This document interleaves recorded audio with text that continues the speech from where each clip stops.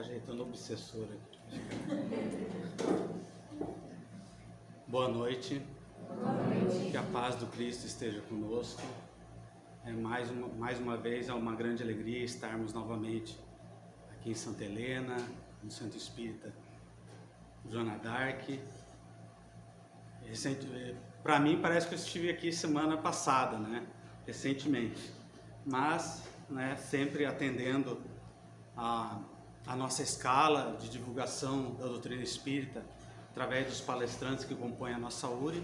É sempre um grande prazer estar entre os companheiros das diversas casas da nossa região. Na história do mundo, vamos encontrar várias histórias sobre o mundo.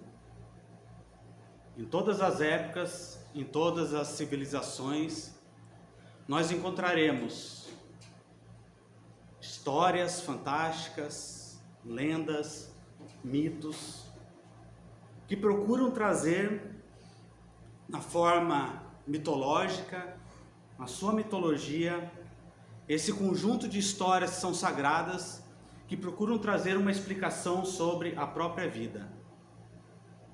Histórias que, no entendimento de cada povo, ilustram e procuram trazer para o povo o significado da existência do próprio universo, da própria vida, a criação do cosmos, assim como é o destino de todos nós após a morte. E esse conjunto de mitologias aborda tanto as questões da matéria, o desenvolvimento, o surgimento do mundo material e suas relações com o homem, assim como aborda as questões espirituais e a relação dos espíritos com os homens. Essas histórias, os mitos, ele abrange então uma aliança da natureza humana com o divino. Aliança entre o divino e o humano. Eles não são fixos, são flexíveis. Eles vão se adaptando às mudanças, ao conhecimento de cada povo, ao desenvolvimento da própria história humana. E nós vamos encontrar na Grécia Antiga, mais tarde absorvida e desenvolvida pelos romanos, o conhecido mundo clássico, ou a mitologia clássica. Os gregos tratavam das histórias dos deuses, falando sobre o tempo, sobre as colheitas, a fundação das cidades e os diversos aspectos da vida humana. Vamos encontrar então, entre as famosas mitologias gregas, a Ilíada e a Odisseia, escrita por Homero. Vamos encontrar diversos deuses que eram criados à imagem e semelhança dos homens, que traziam seus aspectos humanos, com amor, com ciúme, com raiva, com disputa de egos entre eles. E eles então, esses deuses, habitavam o mundo, o Monte Olimpo, e governavam então os aspectos tanto do cosmo quanto do mundo físico. A Grécia era composta de várias cidades independentes, cidades-estados independentes. E cada cidade então elegia o seu deus tutelar próprio para cada cidade. Ali então erguendo templos, promovendo festivais em sua homenagem, com sacrifícios, com honras, com oferendas, e procuravam então dessa forma conseguir a simpatia e a proteção dos deuses. E nós vamos encontrar na mitologia grega uma história, uma das mais importantes deusas da sua mitologia, Tudo está caindo hoje. Nós vamos encontrar a história de Deméter. Deméter era a deusa da terra, da fertilidade, da agricultura, dos grãos, geralmente representada com uma coroa de espigas de trigo na cabeça, um cetro e um cesto com flores, frutos e cereais. Era considerado uma das mais importantes entre todos que se celebravam na antiguidade. E o mito de Deméter está muito relacionado com a sua filha Perséfone. E narra o mito que certo dia Deméter estava com a sua filha Perséfone, filha dela de Deméter com Zeus, ensinando a sua filha junto com outras ninfas os segredos da germinação.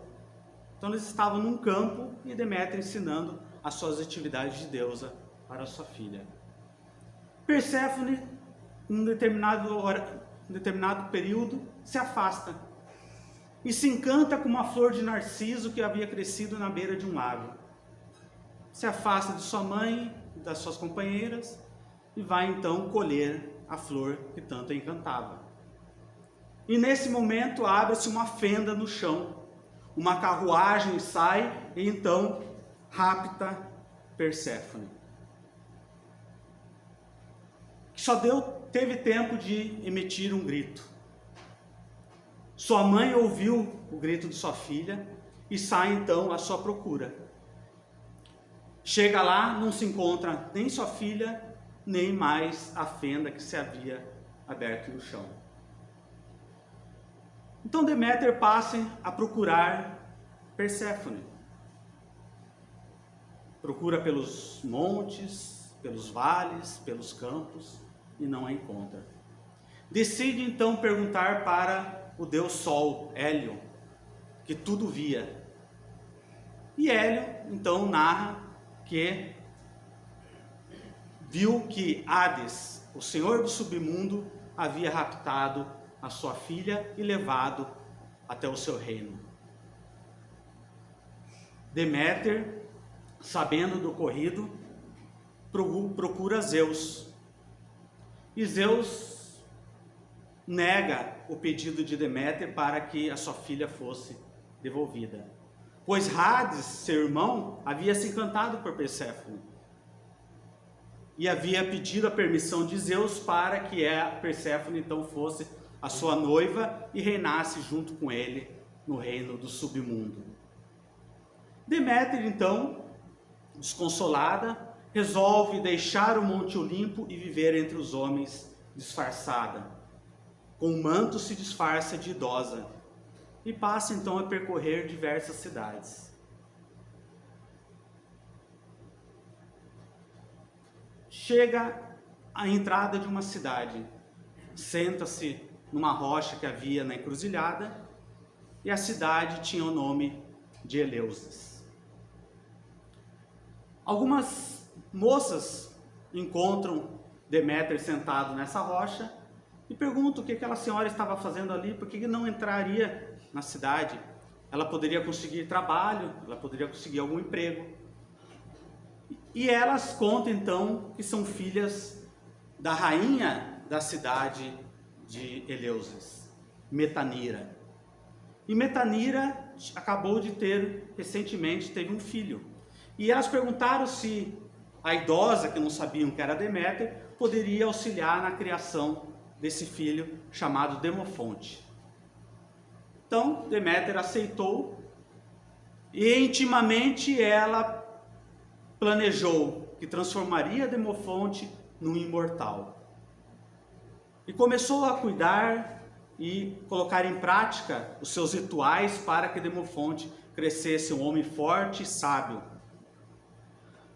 Até que numa noite, onde num desses rituais Demofonte passaria pela prova do fogo, alguns dizem que andaria em brasa, outros que seria lançado à fogueira, Metanira abre a porta e se depara nessa cena. e muito assustada,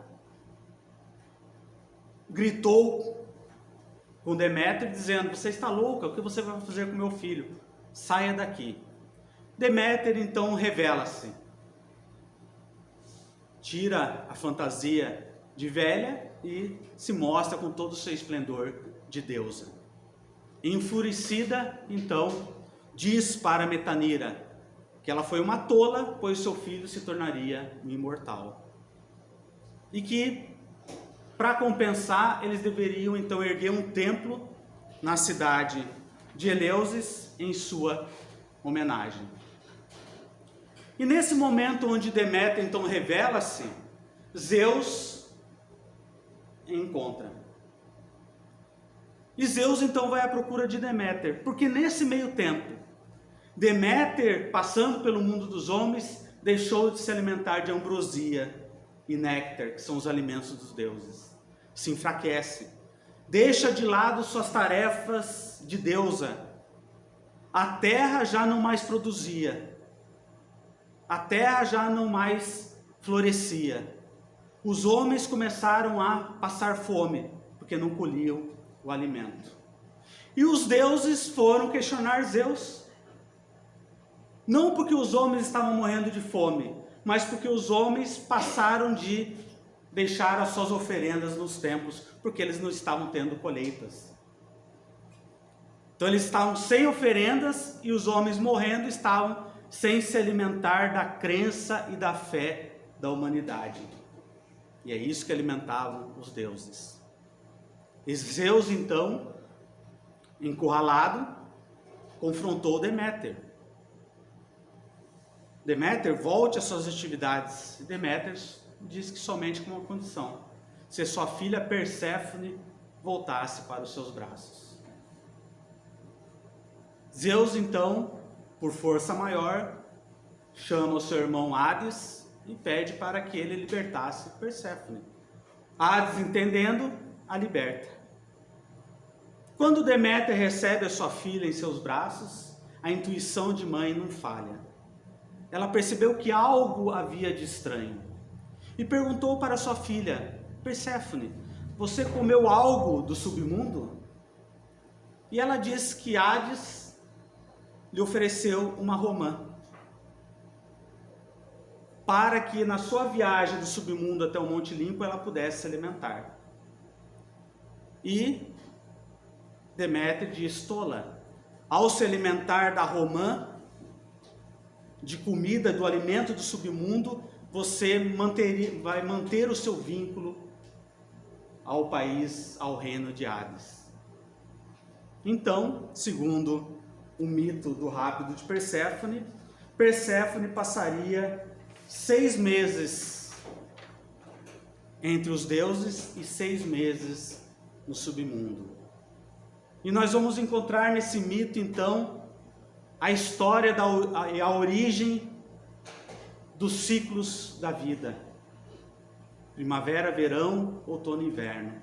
6 meses onde a terra é fértil e 6 meses onde a terra passa, por um período de hibernação. 6 meses onde Perséfone está no submundo e 6 meses onde está entre nós. E dessa forma, então, nós vamos encontrar na cidade de Eleusis os mistérios eleusinos. No templo, então, de Eleusis, dedicados a Deméter, é onde se contam as tradições que se celebravam um dos eventos de maior importância na antiguidade grega. Onde no templo de Deméter, em Eleusis, era cultuado e era estudado e era entendido de como é o processo de renascimento, de fertilidade, não só do solo, não só dos ciclos da natureza, mas como se processam os ciclos da própria vida, morte e renascimento. Então narram que os mistérios eleusinos estudavam tanto o mito de Perséfone, eles narravam, representavam os mitos de Perséfone, mas também estudavam a pluralidade das existências. Estudavam os renascimentos da alma. Estudavam os ciclos que nós passamos a cada reencarnação. Esses mistérios, os seus registros se dão 6 séculos antes de Cristo e se encerraram por volta de 400 depois de Cristo, com a destruição do santuário pelo imperador romano Teodósio. Portanto, 1000 anos de estudo nesse templo. Muitos conhecimentos ali adquiridos eram somente para iniciados.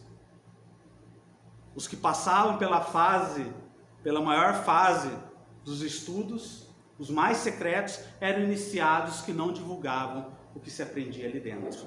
Mas nós vamos encontrar entre alguns conhecidos da antiguidade, como Sócrates, Platão, Aristóteles e o poeta Cícero, que provavelmente eles frequentavam esses estudos, que eram tão importantes quanto em Atenas. E um deles acaba trazendo para nós, de certa forma, do que se tratavam esses mistérios. E é Cícero, romano Cícero, que nos diz que esses mistérios são tudo o que há de mais elevado. Abrandaram-nos o caráter e tornaram os nossos costumes mais delicados. Fizeram-nos ultrapassar a condição de selvagens e atingir a verdadeira humanidade. Deram-nos não só conhecer o modo de viver alegremente, como também nos ensinaram a morrer, acalentando sempre a esperança de algo melhor. Então nós vamos encontrar que os gregos, de certa forma, pelo colorido da mitologia, acabavam estudando sobre o renascimento e a jornada da alma. Estudos e conhecimentos trazidos tanto dos avatares e da roda de Sansara lá da Índia, quanto dos mistérios egípcios. Era estudado na Grécia, mas também nós vamos encontrar o conhecimento sobre a reencarnação e o renascimento em um outro povo considerado um dos povos capelinos, entre os judeus. Tanto é que certa noite, quando um desses judeus, doutor da lei, um dos mais inteligentes, um dos mais nobres do seu templo e do seu povo, vai em busca daquele que era considerado o Messias, não para os judeus, mas para o povo, não para os sacerdotes do templo judaico, mas para o povo.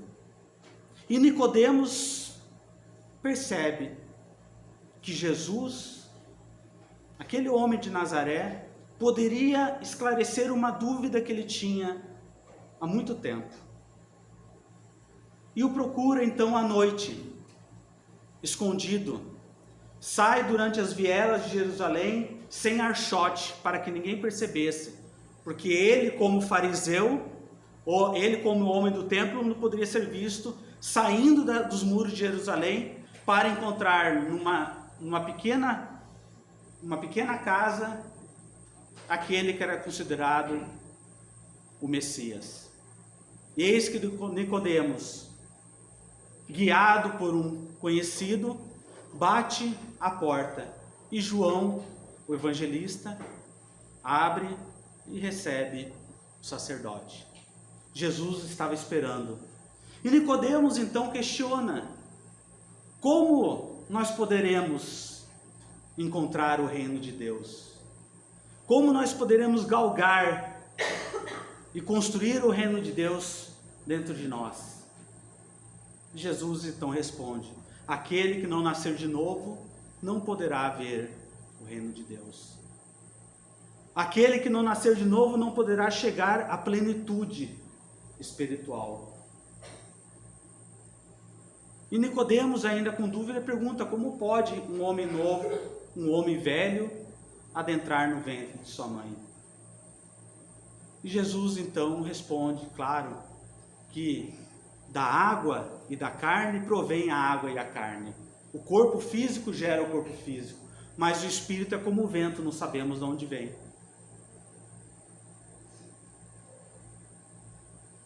Então, Nicodemos, você que é mestre em Israel, não sabe dessas coisas? Se eu falo das coisas comuns entre nós, como falarei das coisas celestiais?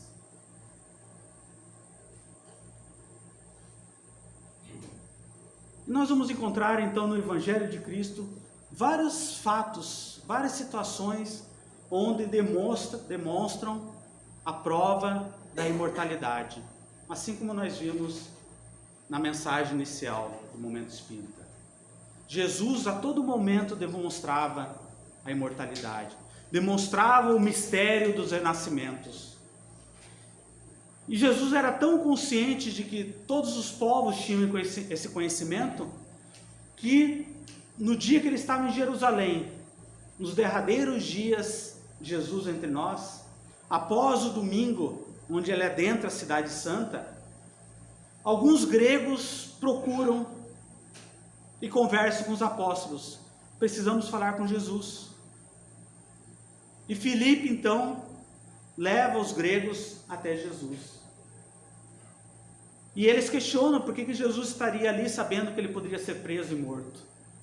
E Jesus então traz o conhecimento que aqueles gregos tinham a respeito do trigo, o trigo que necessitava estar na terra para renascer. Se o grão de trigo ao cair na terra, ele estava se referindo a ele, fazendo a referência sobre o próprio culto da fertilidade. Se o grão de trigo ao cair na terra não morrer, ele permanece sozinho, porém se morrer, produz muito fruto. Então, para que se produza muitos frutos, é preciso renascer. Por isso nós vamos encontrar no Livro dos Espíritos, na lei da destruição, nos dizendo que precisa que tudo se destrua para renascer e regenerar. Porque o que chamais de destruição não passa de uma transformação, que tem por fim a renovação e a melhoria dos seres vivos. Então nós vamos encontrar a lei de destruição aliada à lei de progresso. Uma complementa a outra.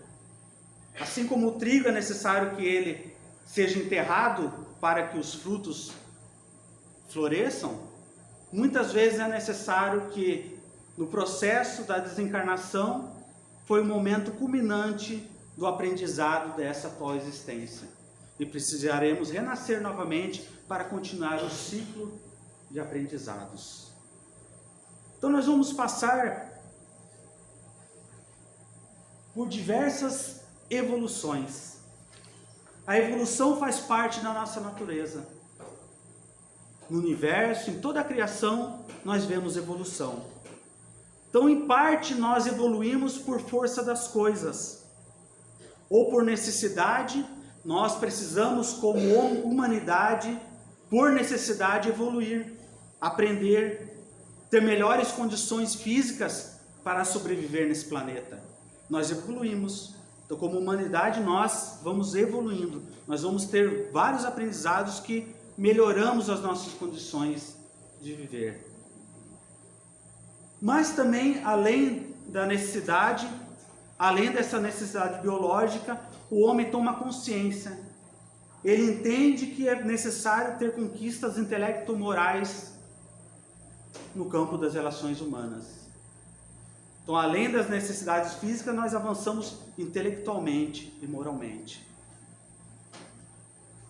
Então, alguns elementos básicos nos apoiam e concorrem para a evolução humana. Então, seja no plano biológico, o organismo que nós temos hoje não é o mesmo de há milhares de anos atrás. Nós avançamos. Seja geneticamente, através dos próprios processos evolutivos da genética, seja pela espiritualidade trazendo novos componentes para que nós possamos avançar.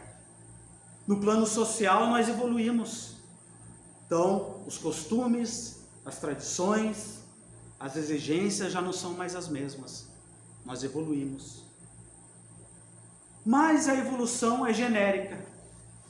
A evolução está usualmente ligada tanto no sentido genético, hereditário, no surgimento das novas espécies. No entanto, o progresso é individual. A evolução se dá então no plano horizontal.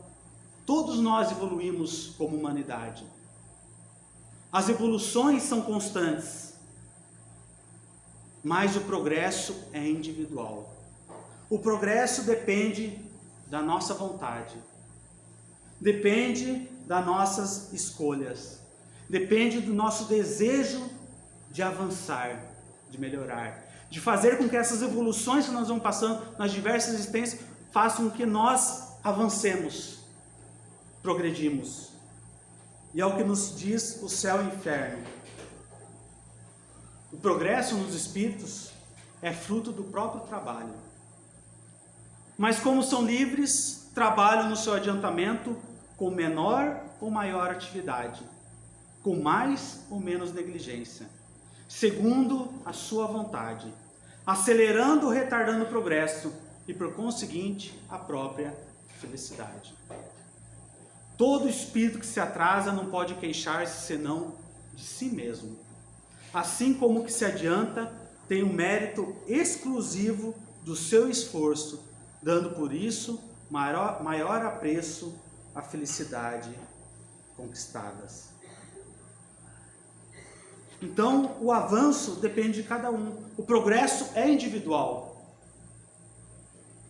É pelo nosso próprio mérito, nossos esforços e a nossa vontade. Mas será que precisamos esperar uma próxima reencarnação para progredirmos? Ah, nessa que não tem mais jeito. Eu não avanço. E Emmanuel vai nos dizer que a própria natureza apresenta preciosas lições nesse particular. Sucede-se os anos com matemática precisão, mas os dias são sempre novos. Dispondo assim de 365 ocasiões de aprendizado e recomeço anualmente. Quantas oportunidades de renovação encontrará a criatura no abençoado período de uma existência? Então os renascimentos são diários. As mudanças ocorrem a todo momento. Qual é o melhor momento de eu progredir? Agora. Qual é o meu melhor lugar para eu progredir? Aqui. Na família onde estou inserida, na sociedade onde eu nasci, nas companhias que estão à minha volta. São elementos que me ajudam no progresso. Cada hora que surge pode ser portadora de reajustamento. Se é possível, não deixes para depois os laços de amor e paz que podes criar agora, em substituição às pesadas algemas do desafeto. Alguém te magoa? Reinicia o esforço da boa compreensão. Alguém te não entende? Persevera em demonstrar os intentos mais nobres. Deixa-te reviver a cada dia na corrente cristalina e incessante do bem. Não ouvides a assertiva do Mestre: aquele que não nascer de novo não pode ver o reino de Deus. Renasce agora em teus propósitos, deliberações e atitudes, trabalhando para superar os obstáculos que te cercam e alcançando a antecipação da vitória sobre ti mesmo no tempo.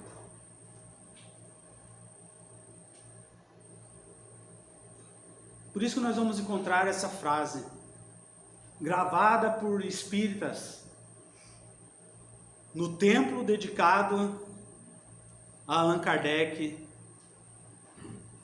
semelhante a um templo druida, nos tempos da Gália, onde Kardec vivia. Nascer, morrer renascer ainda e progredir sem cessar. Tal é a lei. A lei dos renascimentos, dos mistérios, do conhecimento sobre esse processo de nascimento, morte e progresso. Então nós vamos encontrar, por fim, Jesus recebendo um mensageiro. O mensageiro foi enviado por Marta e Maria, irmãs e muito amigas do Mestre, na cidade de Betânia, que fica bem próximo a Jerusalém, onde toda vez que Jesus com seus apóstolos iam até a capital, passavam por Betânia, para recompor as suas energias e para estar em companhia de bons amigos. Marta então, e Maria enviam esse mensageiro para avisar a Jesus que o seu amigo Lázaro iria morrer. Jesus, conhecedor então do processo, dos diversos processos da vida, avisa que aguardará mais 2 dias. Depois de 2 dias de viagem, chega então próximo à residência dos irmãos de Betânia. Chegando lá, Marta o recebe, dizendo que Lázaro está morto. E Jesus vai até o local da sepultura, já estava repleto de pessoas aguardando, alguns curiosos, outros amigos da família consolando, outros ali querendo ver o que aconteceria, seria mais um milagre de Jesus, outros talvez ali até para incriminar e delatar Jesus.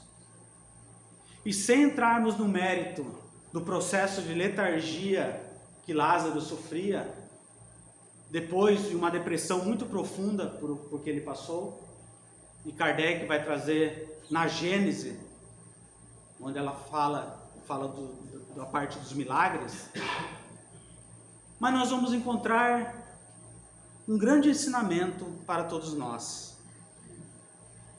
Jesus então se aproxima do sepulcro e diz uma frase: tirai a pedra. Entre Jesus e o morto havia uma pedra. Entre a claridade e a sombra tinha uma barreira. Lázaro não podia ouvir Jesus. Como Lázaro não podia ouvir Jesus, era necessário então o auxílio, o concurso daqueles que se encontravam próximos. Jesus então ordena: tirai a pedra.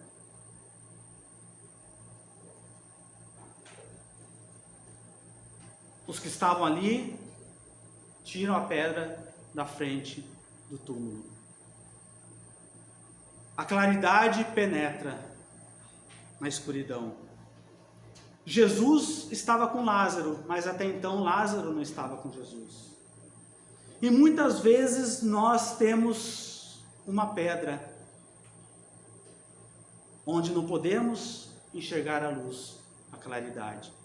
E é necessário então o recurso de outros para que possamos estarmos com Jesus. E quantos nós tivemos em nossas existências nos auxiliando a retirar a pedra? Quantos missionários da humanidade? Quantos missionários que vieram trazer um pouco de luz para a nossa existência? Quantas pessoas ao nosso redor nos auxiliaram? Quantos livros, quantos estudos, quantos conhecimentos que foram trazidos por outros, porque até então nós tínhamos uma pedra. Mas então Jesus diz: Lázaro, vem para fora. E nesse momento Jesus fala diretamente com Lázaro. Não tem mais intermediários. A ordem é categórica. Lázaro, vem para fora. É agora a vontade, é o desejo de sair da escuridão. Deixa a sombra e vem se aquecer no sol. Agora Lázaro já podia ouvir a voz de Jesus, convocando a luz, a verdade, a vida. Então, a partir do momento que nós já começamos a distinguir a claridade, agora o chamamento é de Jesus diretamente para cada um de nós. Vem. Agora você já pode caminhar. Agora você já enxerga a luz. Mas ainda nós estamos cambaleantes. Assim como Lázaro, as pálpebras estão pesadas, os pés doloridos, as mãos ainda traumatizadas. Então Jesus dá a terceira ordem: soltai-o e deixai-o ir. Porque muitas vezes, ainda ouvindo o chamado de Jesus, nós temos os pés, as mãos amarradas, o rosto envolto num lenço, que é o nosso orgulho, a nossa ambição, as nossas impurezas da alma que ainda nós temos, as dificuldades, os erros muito mais às vezes por ignorância, por desconhecimento, do que maldade. Então estamos atrofiados, ainda não andamos com passos firmes. E precisamos então do auxílio, novamente, de pessoas amigas, nossos familiares, nossos companheiros, companheiras, de uma casa espírita, de nossos amigos, que vão auxiliando nessa convivência diária, nessas oportunidades de renascer a cada dia, nós vamos nos libertando das faixas que nos prendem. E podemos seguir adiante, porque o progresso é individual. O progresso é da vontade de cada um. Então é imprescindível que nós marchemos, deixamos a escuridão para trás e avancemos em direção, agora esclarecidos sobre a imortalidade. Então não encontramos mais templos falando de mistérios, não encontramos em nossas vidas mais templos adorando a deuses, mas nós encontramos templos falando de amor, falando de caridade. Não mais trazendo mistérios, mas trazendo agora o esclarecimento, a verdade, a revelação. Não mais para iniciados, mas para todos aqueles que desejam renascer, renovar-se. E quando estamos numa casa espírita, nós perguntamos: quantas Perséfones foram resgatadas do submundo? Quantos Lázaros ressuscitaram num templo como este? Não sabemos. Mas nós estamos aqui porque desejamos nos libertar das amarras. Desejamos subir ao Monte Olimpo. Desejamos nos tornar deuses imortais, esclarecidos e contribuindo para a própria criação. Que nós vamos conhecendo aos poucos, através das lendas, dos mitos, mas agora através do conhecimento espírita. Eu encerro essa palestra com uma canção, que na verdade é um poema, porque não conhecemos a melodia. Uma canção que inspirou o tema dessa noite. Ela está no livro Ave Cristo. Ave Cristo, de Emmanuel, psicografia por Chico Xavier, conta a história de Quinto Varro e Tassiano, que são almas ligadas a diversas encarnações e se encontram nessa história no 3º século do cristianismo. E o poema é de uma personagem do livro que eu não vou dizer quem é. Então vai ficar no suspense, em suspenso, para aqueles que desejarem fazer a leitura. E nessa noite nós podemos elevar nossos pensamentos para as estrelas. Estrelas, ninhos da vida, entre os espaços profundos, novos lares, novos mundos, velados por tênue véu. Aladas rosas de Ceres. Ceres é o nome romano da deusa Deméter. Nascidas ao sol de Eleusis. Sois a morada dos deuses que vos engastam no céu. Dizei-nos que tudo é belo, dizei-nos que tudo é santo, ainda mesmo quando há pranto no sonho que nos conduz. Proclamai a terra estranha, dominada de tristeza, que em tudo reina a beleza, vestida de amor e luz. Quando a noite for mais fria, pela dor que nos procura, rompei a cadeia escura que nos prenda o coração. Acendendo a madrugada no campo de novo dia, onde a ventura irradia eterna ressurreição. Dai consolo ao peregrino, que segue à mercê da sorte, sem teto, sem paz, sem norte, torturado sofredor. Templos do azul infinito, descerrai à humanidade a glória da divindade na glória do vosso amor. Estrelas, ninhos da vida, entre os espaços profundos, novos lares, novos mundos, velados por tênue véu.